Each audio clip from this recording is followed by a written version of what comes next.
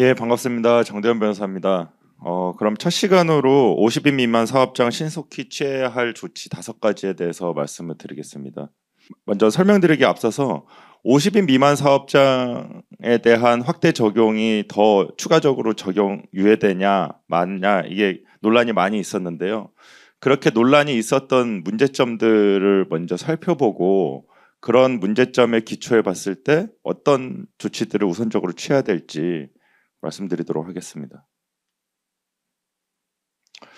우선 그 중대재해처벌법이 시행된 지 이제 만 2년이 지났는데요. 그 중대재해처벌법의 효과에 대해서는 상당히 엇갈리는 평가들이 있는 것 같습니다. 일단 이 중대재해처벌법이 시행된 이후에 사고 사망자 수가 어떻게 변동됐나를 살펴보면 아직 24년 전체 4분기까지 포함한 통계가 공식적으로 발표되지는 않았는데 작년 이제 3분기까지 그 사고 사망자 수에 대한 발생 현황에 대한 고용노동부 자료에 따르면은 22년 대비해 동기 대비해서 사고 사망자가 좀 줄었고요. 전체 4분기까지 합해서 보면은 22년에는 644명 사고 사망자가 있었는데 500명대로 예상이 되고 있는 그런 상황입니다. 그런데 요 표에서 보시는 것처럼 특이한 점은 작년까지는 이제 50인 이상 사업장에 대해서 법이 적용됐었는데 실제 사고 사망자가 줄어든 거는 50인 미만 사업장에서 더 많이 줄고 50인 이상은 10명밖에 안 줄었더라. 그래서 이거에 대해서 평가가 나뉘는 것 같고요.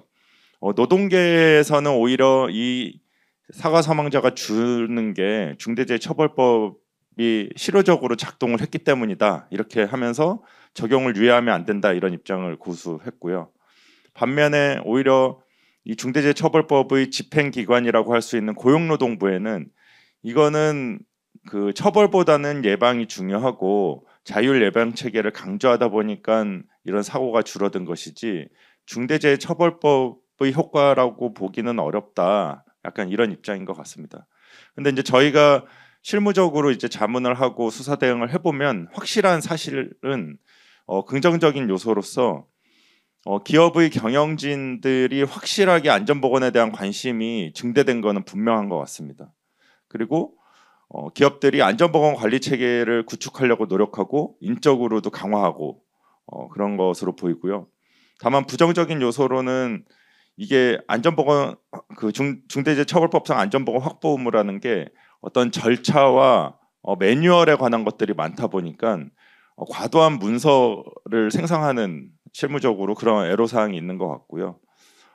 그리고 안전보건 인력을 구성해 놓고 실제 예방을 위한 활동보다는 그 중대재해가 발생한 사업장 같은 경우에는 수사 대응에 그 인력이 더 소요되는 그런 부작용도 조금 있는 것 같습니다. 근데 이런 상황에서 50인 미만 사업장의 고민이자 어떤 이 법의 문제점으로 많이 지적되는 것들은 이 중대재해처벌법의 의무가 너무 많다. 그리고 그 의무 내용이 엄격하면서도 모호하다. 구조적으로도 이 50인 미만 사업장에 적용하는 거는 맞지 않다.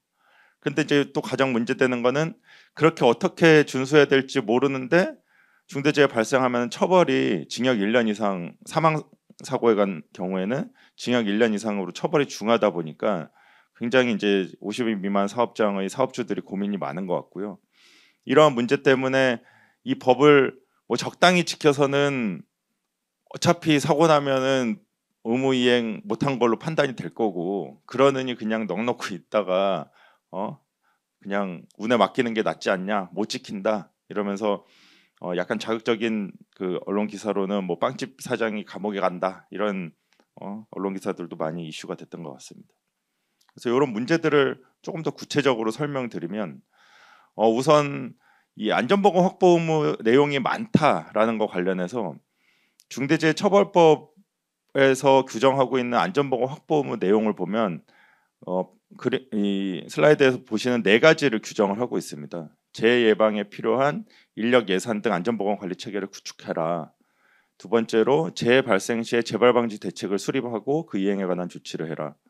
세 번째로 정부기관의 개선 시정명령이 있으면은 그에 따른 조치를 해라. 네 번째로 안전보건관계법령에 따른 의무이행에 필요한 관리상의 조치를 해라라고 규정을 하고 있는데 이 내용에 대해서 시행령에서는 이렇게 그 안전보건관리체계 구축에 관해서는 세부 의무로 9가지, 그리고 네 번째 안전보건관계법령 의무이행에 필요한 관리상의 조치 관련해서는 4가지 세부 의무를 이렇게 열거를 하고 있습니다.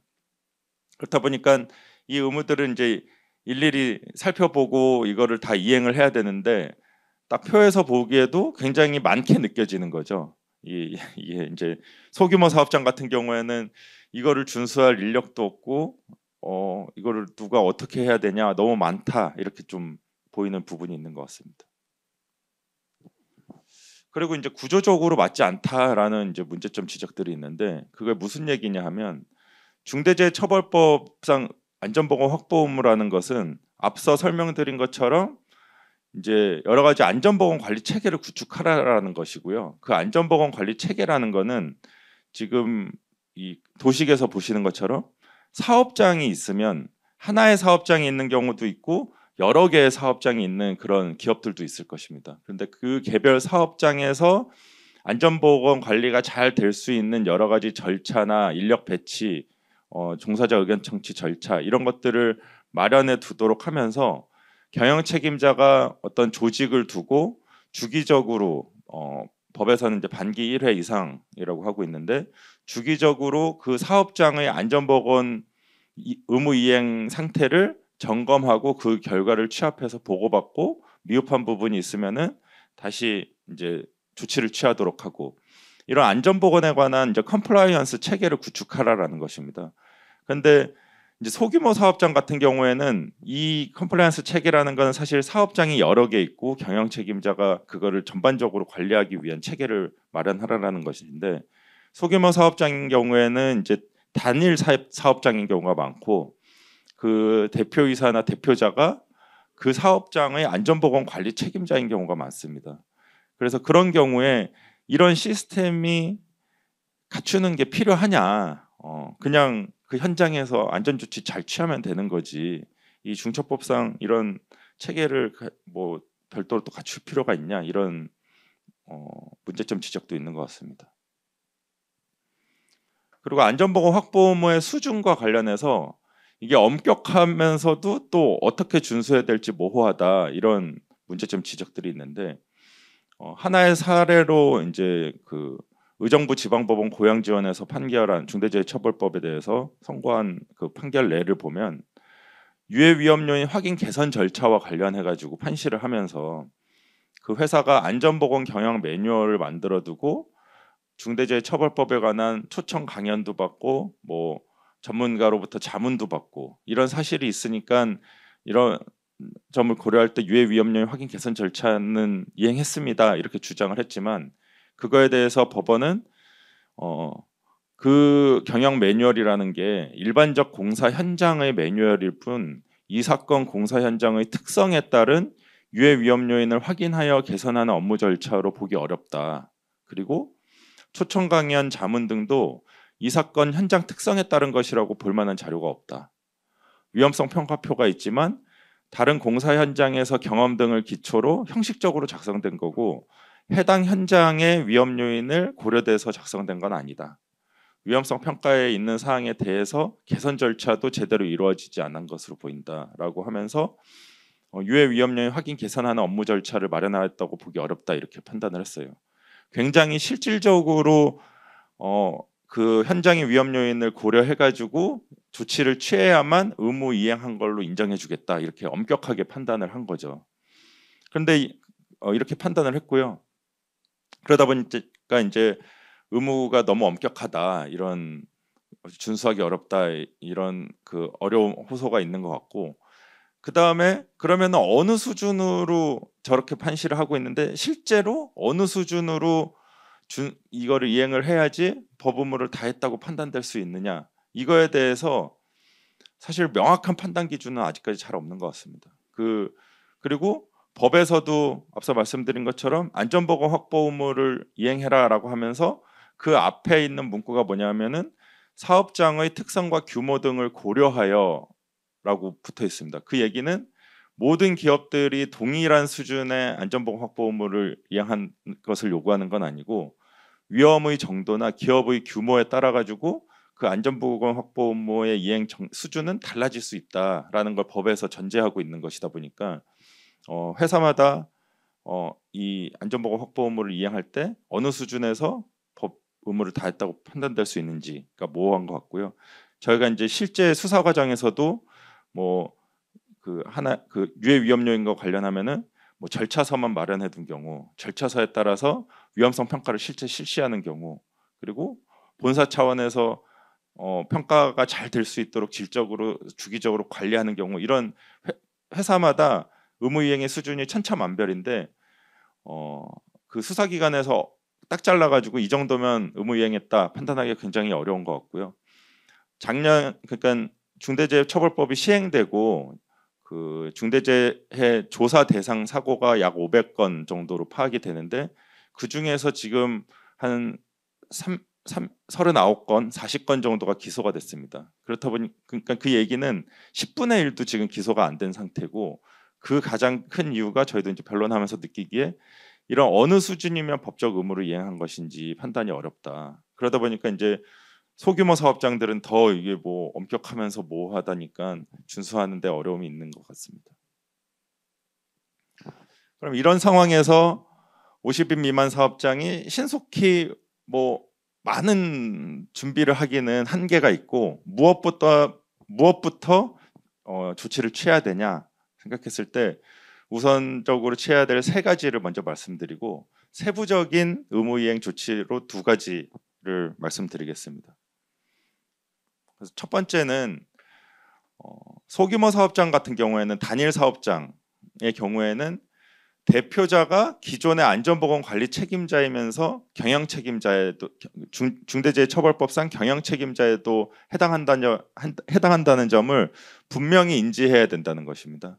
그래서 이거를 뭐 다른 안전보건 담당 임원을 선임해두고 다 안전보건에 관한 사항을 맡겨둔다든지 그렇게 해서 면책되기는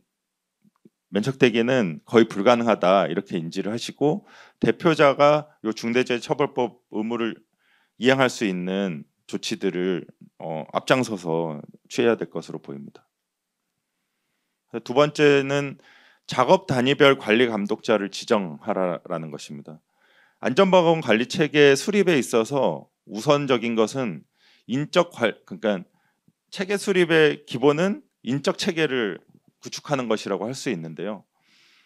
이런 소규모 사업 50인 미만 같은 경우에는 법상 안전관리자 선임 의무 없는 경우가 대부분이고 안전보건 전담 조직을 갖출 필요도 없습니다. 그러니까 법적으로 안전 전문가를 고용할 의무는 없는 거죠. 그러다 보니까 이제 조직을 갖추기 어려운 경우가 많은데, 이 경우에 그렇다면은 이 경우에 부서장들을 작업 단위별로 해서 그 작업을 관리하는 사람들을 관리 감독자로 선임을 하고 그 관리 감독자를 기초로 해서 안전 조치들이 취해질 수 있도록 하는 게 필요한 것 같습니다. 그리고 관리 감독자들에 대한 교육을 실시하고, 그다음에 세 번째로 중대재해처벌법의 기초 형식을 갖추어라라는 것입니다. 저희가 이제 그 50인 미만 사업장으로 중대재해처벌법 적용이 확대되면서 그 듣는 질문 중에 대부분이 뭐냐면은 무엇부터 준수를 하면 되나요? 뭐 이런 질문이고, 어떤 거를 잘 하면 되나요? 이런 질문이 있는데, 저희가 말씀드릴 수 있는 거는 아까 보여드린 중대재해처벌법상 의무, 시행령에서 열거하고 있는 그 의무들을 모두 준수해야 된다는 것입니다. 그러니까 수사기관이든 법원이든 어느 하나 뭐 그 중처법상 의무 이거는 빠져도 상관없다, 이렇게 하고 있는 것들이 없기 때문에 기본적으로 어려움이 있더라도 모든 의무를 준수하는 것처럼 일단 형식적으로 갖춰놓는 게 중요할 것 같고요.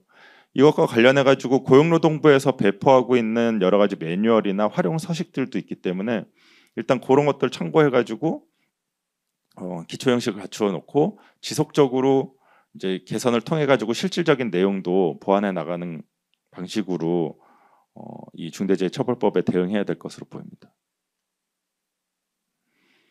그리고 그렇다면은 이렇게 기초 형식을 갖춰놨을 때 그래도 우선적으로 취해야 될 중요한 안전보건 확보 조치가 뭐냐라고 이제 물어보신다면 두 가지를 말씀드릴 수 있을 것 같습니다. 첫 번째로 유해 위험 요인 확인 개선 절차 관련해 가지고 재해 발생 사례를 정리하고 재발 방지 대책을 마련하라라는 것입니다. 이 중처법상 여러 가지 의무들이 있지만 실제 수사 과정이나 판결 선고 사례들을 보면은 가장 이제 문제가 많이 되는 의무는 유해 위험 요인 확인 개선 절차라고 할 수 있는데요. 유해 위험 요인 확인 개선에 있어서 가장 기본은 기존에 발생했던 위험을 정리해 가지고 그런 동일한 위험이 발생하지 않도록 개선 조치를 취하는 거 이거라고 할 수 있고요. 이런 부분이 같은 사고가 재발해서 반복한다. 이 부분은 양형에 있어서도 굉장히 안 좋게 고려될 수밖에 없기 때문에 재해 발생 사례를 정리해서 재발 방지 대책을 마련하시는 것부터 시작해야겠습니다. 그다음에 두 번째로 비상 상황 대비 매뉴얼을 마련하라라는 것입니다. 그 임직원들 누구나 쉽게 보고 그 비상 상황에 그 신속히 조치를 취할 수 있는 매뉴얼을 마련하고 임직원들에게 교육을 할 필요가 있겠습니다. 당연한 얘기지만 그 사고가 났다 그래서 무조건 중대재해로 이어지는 것은 아니고 사고 이후에 신속한 조치를 통해 가지고 피해 확대를 방지하고 그 사망 위험에 있는 그런 직원의 목숨을 살릴 수도 있을 것 같고요. 이게 중대재해처벌법상 의무로도 규정이 되어 있지만 그 피해 확대 방지 조치를 잘 함으로써 중대재해 발생을 막을 수도 있다고 보이고요. 이런 비상 상황 대비를 만든 다음에 요 반기 1회 이상 계속적으로 훈련하는 그런 활동들이 필요할 것으로 보입니다. 예, 그리고 이런 내용들에 대해서 후속적으로 김수현 변호사님께서 그럼 수사 관점에서는 어떻게 해야 되고 또 건설업종 관련해서는 세부적으로 어떻게 조치를 취해야 될지는 또 김영근 변호사님께서 말씀해 주실 예정이니까요. 예, 이후 세션들도 집중력 있게 봐주셨으면 감사하겠습니다. 예, 이상으로 첫 번째 세션을 마치도록 하겠습니다. 감사합니다.